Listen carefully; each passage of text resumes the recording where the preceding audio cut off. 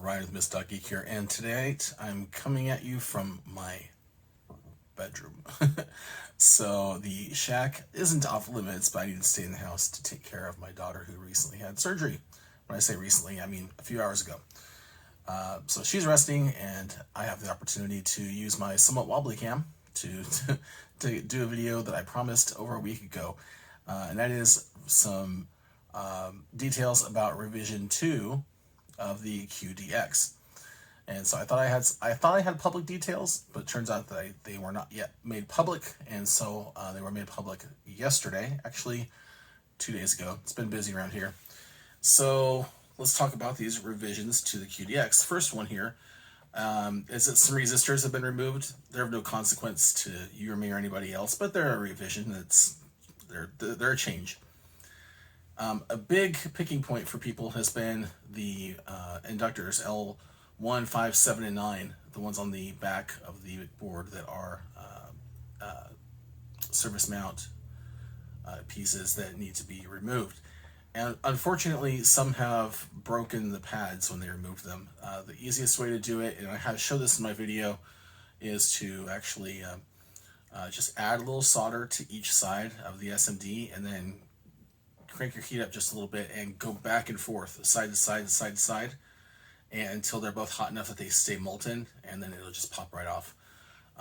One person in another channel, they showed how they actually just didn't add any solder and heated the whole thing and then basically shoved it off of the board, but they broke the pads when they did that. So don't do that.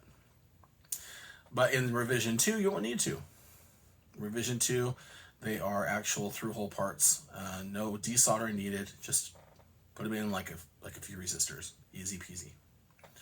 The other one is that the 5-volt regulator, instead of being the L1 or the AMS 177-5, I believe, it's now an 78M05.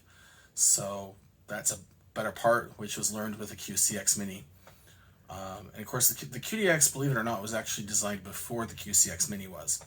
And so that lesson was learned with the QCX Mini. It'll work fine in the QDX, but why not standardize on the better part? So it did. Also, the 3.3 volt regulator is now being fed directly from the 5 volt instead of being directly fed from 9 or 12 volt. So that's really good. Let's see here. Now, the 25 megahertz Tcxo, that's that little tiny board that has you use three little jumpers to kind of sandwich it to the PCB. You don't need it anymore. That will be part of the circuit board, so it's built in. Even less to do. Let's see. A P-channel MOSFET is added to the DC input socket as reverse polarity protection, with only 0.034 volts drop at 9 volts. So good protection with very little impact. And there was apparently a optimization for the bandpass filter switch IC3. It doesn't seem to cause any issues, he says, but it could have a few decibels impact on dynamic range, so it's biased differently. So that's it. Some minor changes that should have some major impact on constructability. So I think the biggest thing here is those inductors.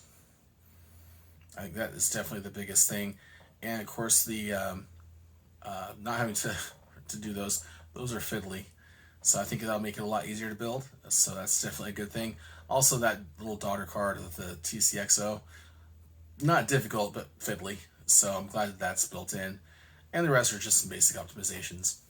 So there is one other thing that I wanted to share, and that's for QDX users who are using Linux. And I'll link to the actual post below. In fact, I'll link to both posts. It has all this information. This is all public. But there is apparently a program on some Linux distributions called Modem Manager, and it sees the QDX as a modem and establishes communications with it as if it were a modem, therefore blocking WSJTX or JS8 call from, or any program from communicating with it over CAT. So because the QDX goes into terminal mode. So not cool. So there's some instructions there on how to remove that, or how to disable that. Can you believe I edited this video? I uploaded this video. I almost published this video without bringing up the one thing that everybody is going to want to know. When can you get QDX Revision 2 and how many?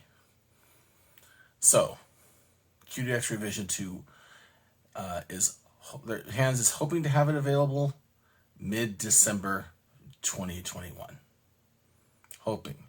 That's assuming everything goes well. So he's got 375 boards. So now, knowing Hans, that means he'll probably sell 350 of them because, if you buy one and it goes kapoof, I'm sure you're gonna want another one. So he wants to. I'm sure he usually holds back some. Typically, he did with the first one. So the first QDX, he held back 50, I think. So he may hold back, at least 25, I would guess, maybe if not more. So the boards themselves are completed, and they're being sent to a different facility, along with the SMD components to get their turn to be assembled. And then they'll have to be shipped to him. Then he'll have to verify that they all work, which I wonder if that means he's going to build another test fixture. I'll bet not. I'll bet he designed around that. So, yeah, anyway. So mid-December, so that's about a month from the time that you see this video. Well, a month from when this video is published. So we will see, and you can bet that I will be letting you know about it here. So that's it. Thank you for watching. I sure appreciate it. If you have any questions about the QDX, or anything you'd like answered, I'll be happy to do the research and figure it out, or maybe I just know. So thank you for watching. I really do appreciate you guys. And if you have any suggestions of things you'd like to see in the future, also let me know in the comments. This channel is for you. I try to have fun and do the things I like to do, but ultimately I would do it if you weren't watching. So thanks. All right, we'll see y'all later. 73.